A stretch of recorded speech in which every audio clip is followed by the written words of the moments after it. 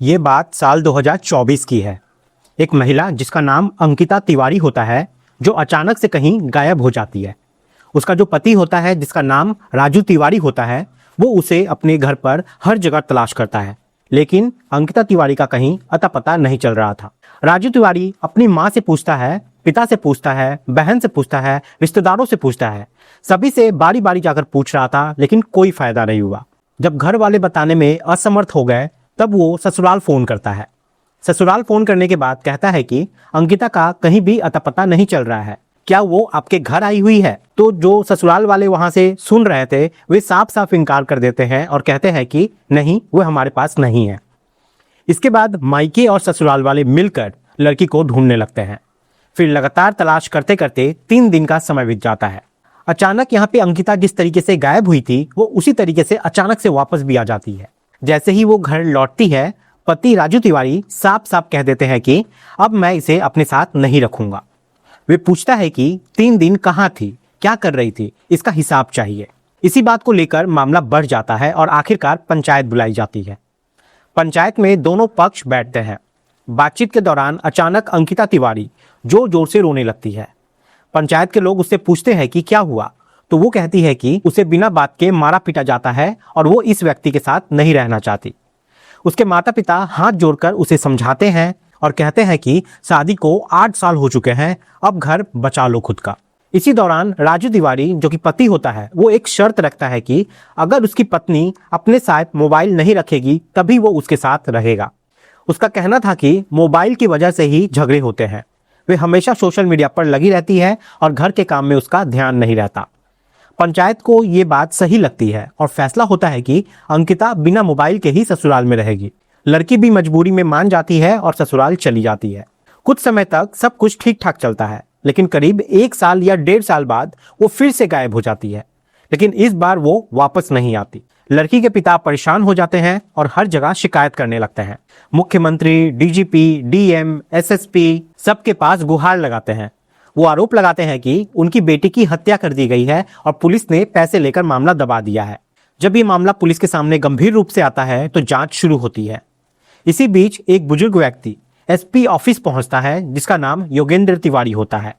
वे अपनी बात कहने में हिचकिचाता है, लेकिन जब एसपी उससे पूछते हैं तो वो रो पड़ता है। वे बताता है कि उसका बेटा राजू तिवारी और पूरे परिवार के खिलाफ दहेज और हत्या का केस दर्ज हो चुका है और उसका बेटा जेल में है और ये जो सारे आरोप है, ये बेबुनियाद है और झूठे हैं। अब राजू के पिताजी पुलिस से कहते हैं कि उनकी बहू जो है वो अचानक गायब हो गई है और जो बहू के घर वाले थे वो ससुराल पर हत्या का आरोप लगा देते हैं, जबकि उन्होंने ऐसा कोई अपराध नहीं किया। एसपी इस मामले को गंभीरता से लेते हैं और जांच के आदेश देते हैं। जांच में पता चलता है कि राजू तिवारी और अंकिता की शादी 2016 में हुई थी और धीरे धीरे दोनों के बीच झगड़े बढ़ने लगे थे। झगड़े की मुख्य वजह मोबाइल फोन था। अंकिता अक्सर फोन पर व्यस्त रहती थी और पति इससे नाराज रहता था। इसी कारण वो मायके में ज्यादा समय बिताती थी। समय बीतता गया और फिर 2024 में पहली बार वो गायब हुई और फिर वापस आ गई। पंचायत के बाद उसने मोबाइल छोड़ दिया और ससुराल में रहने लगी। फिर जनवरी 2026 में वो अचानक फिर गायब हो गई। राजू तिवारी इस बार डर जाता है और पुलिस में गुमशुदगी दर्ज कराता है। करीब 25 दिन बीत जाते हैं, लेकिन कोई सुराग नहीं मिलता। अब लड़की के घर वाले आरोप लगाते हैं कि ससुराल वालों ने हत्या कर दी। मामला बढ़ता है और पुलिस पर दबाव पड़ने लगता है। आखिरकार पुलिस एफआईआर दर्ज करती है और राजू तिवारी समेत 6 लोगों के खिलाफ केस दर्ज कर लेती है। गिरफ्तारी के डर से राजू के परिवार के लोग घर छोड़कर भाग जाते हैं और राजू तिवारी कोर्ट में खुद को सरेंडर कर देता है। वे जेल चला जाता है, जबकि वो खुद को बेगुनाह बताता रहा। उधर जो परिवार था राजू का, वो दर दर भटक रहा था और न्याय की गुहार लगा रहा था। इसी बीच पुलिस तकनीकी जांच शुरू करती है और अंकिता के मोबाइल की कॉल डिटेल निकलवाती है और यहाँ से कहानी में एक बहुत बड़ा मोड़ आता है। जब पुलिस अंकिता तिवारी की कॉल डिटेल को खंगालती है, निकलवाती है, तो उसमें एक नाम बार बार सामने आता है। वो नाम होता है रामू उर्फ संकल्प मिश्रा, जो कि उसका मौसेरा भाई होता है। पुलिस को शक होता है कि मामला कुछ और ही है। अब पुलिस इस एंगल से भी जांच शुरू करती है।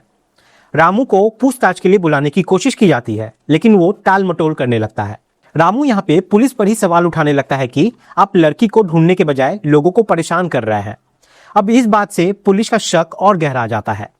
पुलिस उसकी लोकेशन ट्रेस करती है और पता चलता है कि वे हरियाणा के गुरुग्राम के मानेसर इलाके में रह रहा है। पुलिस टीम तुरंत योजना बनाती है और सादे कपड़े में मानेसर पहुंचती है। वहां पहुंचकर पुलिस आसपास के इलाकों में नजर रखती है। कोई सब्जी वाला बन जाता है तो कोई दुकानदार, ताकि बिना शक पैदा किए निगरानी की जा सके। कुछ दिनों की निगरानी के बाद पुलिस को यकीन हो जाता है कि अंकिता उसी घर में छिपी हुई है, लेकिन वो बाहर कम निकलती थी, इसलिए उसे पकड़ना आसान नहीं था। आखिरकार 21 मार्च 2026 को पुलिस ने उस घर पर छापा मारने का फैसला किया। दोपहर करीब 12 बजे पुलिस की टीम घर में दाखिल होती है। घर के हर कमरे, हर कोने की तलाशी ली जाती है, लेकिन अंकिता कहीं नहीं मिलती। समय बीतता जाता है और शाम के 5:30 बज जाते हैं। पुलिस परेशान हो जाती है और सोचने लगती है कि आखिर अंकिता गई कहां। तभी पुलिस को छत की तरफ जाने का ख्याल आता है। छत पर एक टावर लगा हुआ था और उसके पास एक सीढ़ी थी। जब पुलिस वहां पहुंचती है तो देखती क्या है कि अंकिता वहीं पे बैठी हुई है। वे भागने की कोशिश तक नहीं करती, क्योंकि उसे पता था कि वो अब पकड़ी जा चुकी है। पुलिस उसे हिरासत में ले लेती है, फिर उससे पूछताछ की जाती है, लेकिन वो ज्यादा कुछ वहां पे नहीं बोलती। इस दौरान एक वीडियो भी वायरल हो जाता है, जिसमें कहा जाता है कि वो अपने मौसेरे भाई के साथ प्रेम संबंध में थी और उसी के साथ रह रही थी, जबकि उसका पति बेगुनाह जेल में बंद था और सजा काट रहा था। पुलिस अंकिता को कोर्ट में पेश करती है और उसके बयान के आधार पर आगे की कार्रवाई शुरू होती है। अब यहाँ पे इस केस में एक बहुत बड़ा उलटफेर होता है। योगेंद्र तिवारी की शिकायत पर नया मुकदमा दर्ज किया जाता है।